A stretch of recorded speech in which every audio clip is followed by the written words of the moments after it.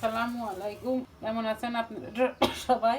রান্না করব এই যে মাছ দিয়ে, ওলকপি দিয়ে, আলু দিয়ে, পেঁয়াজের কলি দিয়ে, আলু দিয়ে, সিম দিয়ে ভাজি। তো দেখতে থাকুন কিভাবে রান্না করি। কড়াই গরম হয়ে গেছে, কড়াইতে তেল দিয়ে দেব পেঁয়াজের কলি সিম ভাজার জন্য। প্রথমে দিয়ে দেব পেঁয়াজ, রসুন, কিছুটা কাঁচামরিচ দিয়ে দিব।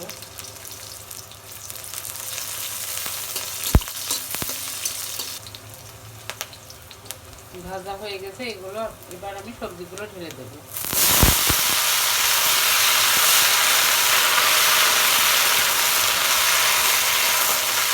দিয়ে দেব লবণ, সামান্য একটু হলুদের গুঁড়া,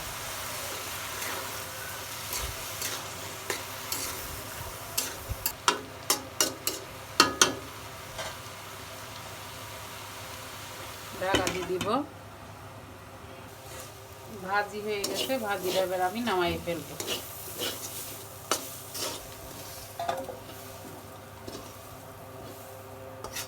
হয়ে গেছে আমার সিম, আলু, পেঁয়াজের কলি দিয়ে ভাজি। এবার আমি ওলকপি মাছ দিয়ে রান্না করব। প্রথমে ভেজে নেব কুমড়ো বড়ি।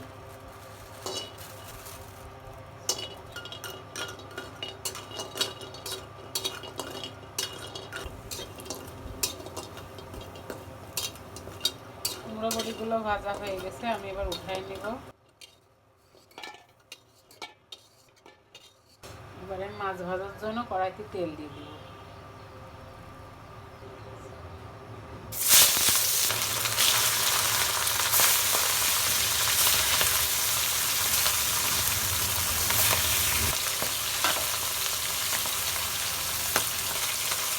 মাছগুলো এবার আমি উল্টাই দিব।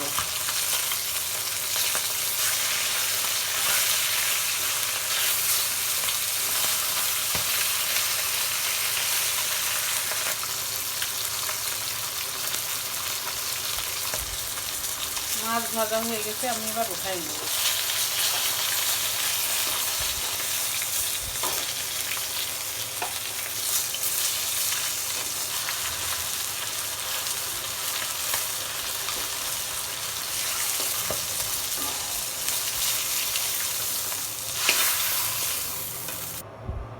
তরকারি কষানোর জন্য কড়াইতে তেল দিয়ে দেব। তেলের উপরে দিয়ে দেব সামান্য গোটা জিরা, দিয়ে দেব পেঁয়াজ,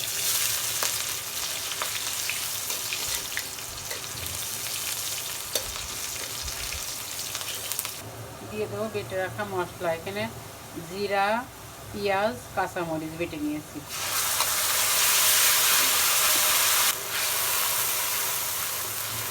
হলুদের গুঁড়া, লবণ,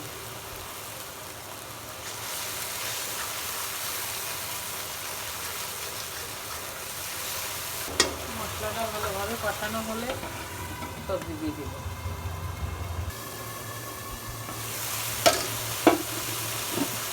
মশলা কষানো হয়ে গেছে, এবার সবজিগুলো ঢেলে দেব।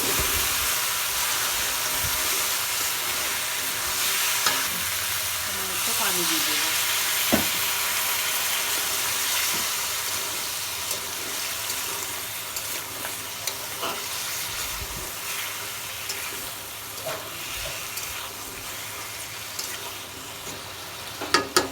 ঢাকা দিয়ে দেবো। তরকারি কষানো হয়ে গেছে, এবার আমি ঝোলের জন্য পানি দেবো।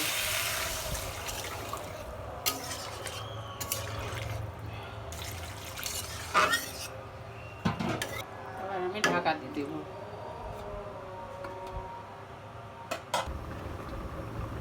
তরকারি ভালোভাবে ফুটে গিয়েছে, এবার মাছগুলো দিয়ে দেবো।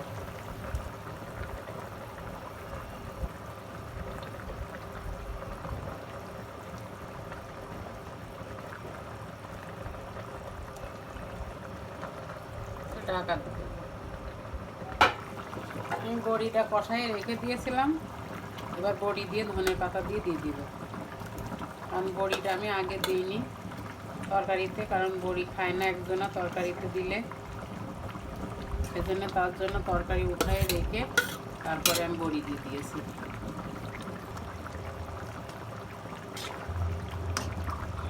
তরকারি হয়ে গেছে, তরকারিটা এবার আমি নামাই ফেলবো।